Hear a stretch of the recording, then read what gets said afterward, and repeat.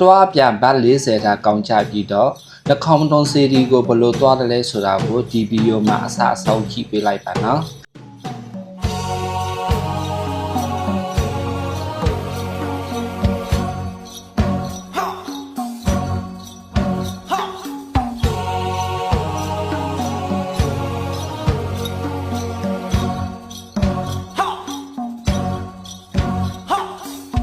ပထမဦးစွာကျွန်တော်တို့ကဟိုလာဖိုရထားဂိတ်ကိုတွားပြီးတော့9နာရီခွဲထွက်တဲ့ရထားနဲ့တွားမှာဖြစ်ပါတယ်ရထားကတော့လေ20ဘတ်တာကောက်ကြပါတယ်နှခေါင်းမထုံကိုတွားတဲ့ရထားကလေအနည်းဆုံးတစ်နေ့ကို3ချိန်လောက်ရှိတယ်ပေါ့နော်ကိုကအချိန်စရာကိုတေချာစိတ်ပြီးတော့ကိုအဆင်ပြေတဲ့အချိန်မှာတွားလို့ရပါတယ်နှခေါင်းမထုံနဲ့ဘန်ကောက်မြို့ကတော့လေတနာရီတာကြာတယ်ပေါ့နော်ကျွန်တော်ကရထားကိုတနာရီကြာစီးပြီးတဲ့နောက်မှာနှခေါင်းမထုံမြို့တို့ရောက်သွားမှာဖြစ်ပါတယ်အဲ့ဒီရထားဂိတ်ကနေဈေးဘက်တို့10မိနစ်လောက်ရှောက်လိုက်မယ်ဆိုရင်တော့အဝေးမှာတပ်ပဲစွာတည်ရှိနေတော့နှခေါင်းမထုံစေဒီကိုဖူးမြော်နိုင်ပါတယ်ဒီစေဒီတော့ကတော့လေထိုင်းနိုင်ငံမှာအမြင့်ဆုံးစေဒီလို့ထင်ရှားပါတယ်စေဒီတို့သွားတဲ့လမ်းတစ်လျှောက်မှာနာမည်ကြီးတော့အစားအစာများနဲ့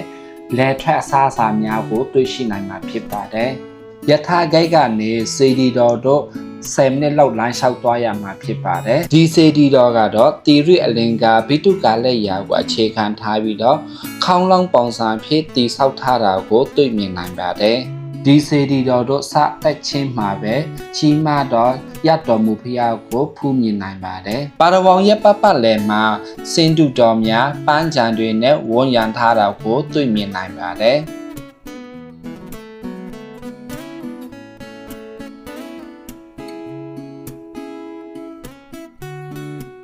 ဖျားကိုလည်းပတ်ပြီးဖူးမြော်ပြီးဆိုရင်တော့ဖျားရှေ့မှာရှိတဲ့ဈေးတန်းတွေကိုတွားလဲပတ်နိုင်ပါတယ်ဒီဈေးတန်းထဲမှာမဲထွက်အစားအစာများနာမည်ကြီးအစားအစာများကိုဈေးနှောင်းချိုသွားစွာဖြင့်ဝယ်ယူစားတောက်နိုင်ပါတယ်ဒီမှာတကယ်ကိုဈေးအရန်ချိုတာတယ်ပေါ့နော်ကဲနားရတရရတဲ့လူတွေအတွက် one day trip တွားလဲတည်တဲ့နေရာလေးတစ်ခုပါကျွန်တော်က9နာရီခွဲဘန်ကောက်ကိုပြန်တော့ရထားဖြစ်ကျွန်တော်ဒီဘန်ကောက်မြို့တို့ပြန်တွားခဲ့ပါတယ်